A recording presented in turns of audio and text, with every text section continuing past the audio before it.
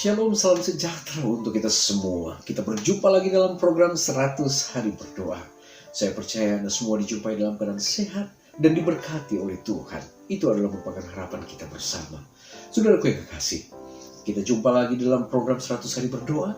Dan sebelum kita melanjutkan akan pertemuan kita saat ini, mari kita awali dengan doa. Kita satu dalam doa. Bapa di sorga, terpujilah Engkau ya Allah. Kebaikan-Mu, perlindungan-Mu, penyertaan-Mu nyata dalam kehidupan kami. Ketika kami akan membawa doa-doa dan permohonan kami saat ini, kami rindu kembali untuk mana kami disegarkan oleh firman-Mu. Berfirmanlah ya Allah, kami siap mendengar. Di dalam nama Yesus kami sudah berdoa. Amin. Saudaraku yang kekasih, pada sepanjang pekan ini kita masih fokus kepada janji-janji Allah. Kita telah mengikuti tentang janji hikmat, janji kebijaksanaan, janji sukacita, dan janji kebahagiaan, dan lain sebagainya. Pada saat ini kita akan fokus pada satu judul, yaitu The Promise of Life, atau janji kehidupan. Saudaraku yang kekasih dalam Tuhan kita Yesus Kristus, kita bersyukur, kita bangga punya Allah yang telah memberikan satu jaminan kepada kita. Ketika Yesus mati di atas kayu salib, jaminan keselamatan menjadi bagian kita semua yang rindu untuk mengikuti akan perintahnya, yang mau menerima keselamatan itu dan hidup sesuai dengan petunjuk-petunjuk firman-Nya. Saudaraku yang kasih, bukan hanya itu. Janji kehidupan adalah satu realita yang Tuhan siapkan bagi mereka yang sudah meninggal. Mereka meninggal di dalam Tuhan, maka mereka pun akan mendapatkan satu jaminan, yaitu ketika Yesus datang pada kali yang kedua, kubur-kubur mereka akan terbuka, dan mereka yang telah mati di dalam Tuhan akan lebih dahulu bangkit dan akan menikmati keselamatan yang berasal daripada Tuhan. Saudaraku yang kekasih, Ulangan 30 ayat 19 dan 20 firman Tuhan berkata, "Pilihlah kehidupan supaya engkau hidup, baik engkau maupun keturunanmu, dengan mengasihi Tuhan Allahmu, mendengarkan suaranya dan berpaut padanya. Sebab hal itu berarti hidupmu dan lanjut umurmu untuk tinggal di tanah yang dijanjikan Tuhan dengan sumpah kepada nenek moyangmu, yakni kepada Abraham, Ishak dan Yakub, untuk memberikannya kepada mereka." Kita perhatikan ayat ini, saudara. Kalau kita mau memiliki akan kehidupan, maka kita harus mengasihi Tuhan. Firman Tuhan berkata di dalam Yohanes 14 ayat 15, "If you love me, you will keep my commandments." Jikalau kamu mengasihi aku, maka kamu akan menuruti segala perintah-perintahku. Nah, saudara yang kekasih, kalau kita mau mengasihi Tuhan, kita mendengar suaranya dan mau berpaut kepadanya. Artinya, kita mau untuk diubahkan sesuai dengan kebenaran firman-Nya. Saudaraku yang kekasih dalam Tuhan kita Yesus Kristus, di dalam buku Maranatha halaman 300, di sana dituliskan, Sang Pemberi Kehidupan akan mengumpulkan miliknya yang telah dibeli pada kebangkitan yang pertama. Dan pada saat kemenangan itu, ketika sangkakala terakhir akan berbunyi dan pasukan yang besar akan mendapat kemenangan kekal, setiap orang kudus yang telah tidur akan disimpan dengan aman dan akan dijaga seperti permata berharga, dan nama-nama mereka dikenal oleh Allah dengan kuasa juru selamat yang berdiam di dalam mereka saat mereka hidup, dan karena mereka mengambil bagian dalam kodrat ilahi, mereka dibawa keluar dari kematian. Saudaraku yang kekasih dalam Tuhan kita Yesus Kristus, saya percaya kita pernah kehilangan orang yang kita cintai. Entah itu kakek dan nenek, papa, mama, ayah atau ibu, anak, keluarga. Mungkin telah mendahului kita. Tetapi jaminan yang Tuhan berikan di dalam buku Maranatha halaman 300 ini, ketika sangkakala terakhir akan berbunyi, pasukan yang besar akan mendapat kemenangan kekal. Siapa mereka? Mereka yang hidup di dalam kebenaran Tuhan. Mereka adalah permata-permata berharga yang disimpan, yang dijaga Dan saat mana Yesus datang pada kali yang kedua, kubur-kubur mereka akan terbuka dan mereka akan dibangkitkan untuk memperoleh jaminan keselamatan. Bukankah ini adalah merupakan kabar gembira bagi saudara dan saya? Saudara yang kekasih dalam Tuhan kita Yesus Kristus, sungguh suatu kebenaran yang luar biasa. Allah sumber dari semua kehidupan bersedia memberi kepada semua orang yang percaya kuasa untuk menjalani kehidupan yang penuh kasih, penuh kesetiaan dan kebenaran di dalam surga.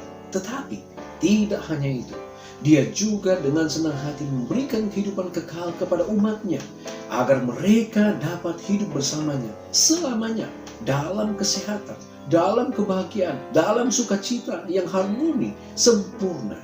Pujilah Dia. Saudara yang kekasih, menjadi pertanyaan bagi kita saat ini. Sudahkah Anda memiliki kehidupan yang diberi, kehidupan yang diubah, dan kehidupan yang melimpah yang tersedia bagi Anda di dalam Yesus? Apakah Anda menantikan hari kebangkitan ketika semua orang yang percaya akan menerima tubuh yang kekal untuk menikmati hidup yang kekal bersama Allah, kita yang paling berharga dan pengasih? Saudaraku yang kekasih, ketika kita menyelami akan firman pada saat ini, biarlah ini boleh menjadi satu berkat untuk kita, bahwa ada janji kehidupan, the promise of life. Saat mana kita hidup di dunia ini, dunia yang berdosa ini, kita terkadang terpisah dengan orang-orang yang kita cintai.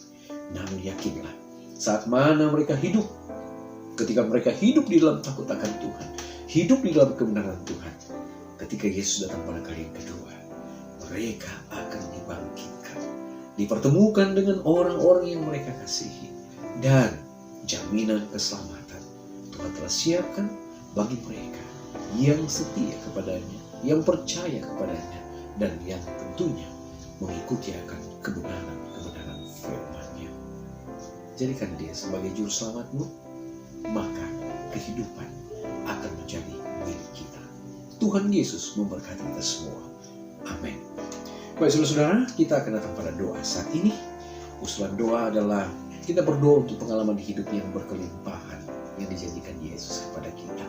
Kemudian kita berdoa untuk imigran Advent dan individu yang hidup dengan visa, yang karena status mereka, status hukum yang ada, tidak memiliki akses ke bantuan pemerintah selama pandemi ini. Kita berdoa agar mereka dibekali dengan kebutuhan hidup. Kita juga berdoa untuk semua anggota Advent dan anggota non-Advent yang terinfeksi oleh COVID-19, agar mereka boleh dipulihkan. Dan yang terakhir kita berdoa untuk sekolah di Rostov, Rusia, yang melayani anak-anak dengan kebutuhan khusus. Mereka juga menyediakan kurikulum yang penuh kasih, yang berpusat pada Kristus, membawa sukacita bagi anak-anak dan orang tua mereka. Baik saudara, mari kita datang kepada Tuhan.